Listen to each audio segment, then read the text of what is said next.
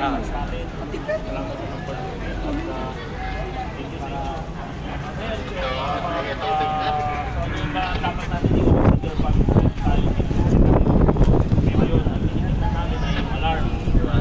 Una yung alarm.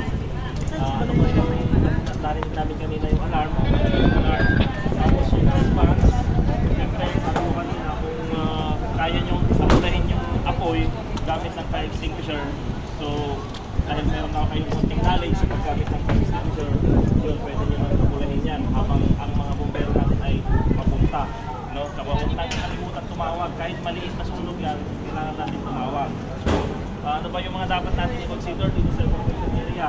Kailangan natin ng first aid kit. Kung meron tayong ambulance na standby dito, well and good.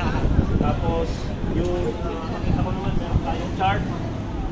Ano ba yung nakalagay dun sa chart? Bakit natin kailangan ng chart? Kailangan natin yung mga time of entry, sino yung mga victim, at saka location ng mga victim. Yan. Tapos, head count, kung natin makalimutan mag-head count. Dito naman sa loob, pag may senaryo tayong ganito, may mga dapat natin i-consider, yung mga persons with special needs, no?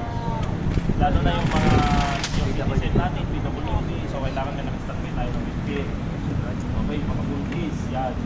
Tapos, yung mga utilities natin, pag may senaryo na ganito, turn off natin yung elevator, kailangan gumamit tayo ng hagdan kasi para maiwasan natin yung matrap doon sa elevator. And then, siyempre, yung evacuation area ninyo, ang rule natin ay height of your building times 1.5. So yun yung pinaka-safe na evacuation ninyo. So malamang dito sa ginamit natin dito kasi fire delay lang naman to. So pagsamantala dito tayo.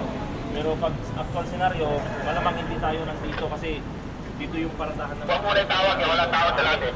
Kaya dito tayo sa saan tayo, sir? Dito sa Malayo. Barangay. Malayo tayo.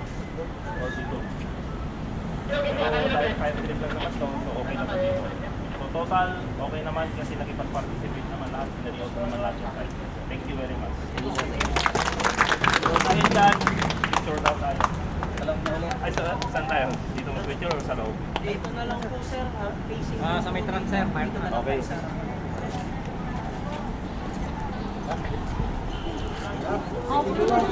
Oh, dito. Dito tayo. Lahat.